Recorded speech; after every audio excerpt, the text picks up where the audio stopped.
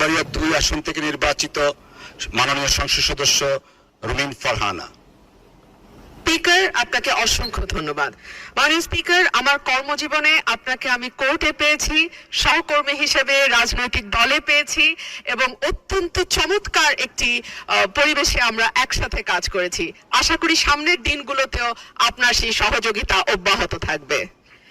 মাননীয় স্পিকার, আপনার মাধ্যমে মাননীয় মন্ত্রীর কাছে আমার প্রশ্ন, ব্রাহ্মণবাড়িয়া 2 তথা সরাইল, আশুগঞ্জ এবং বিজয়নগরের একাংশ, মাননীয় স্পিকার, এখানে দুটো ইউনিয়ন আছে, পাকশিমুল এবং ওরাইল।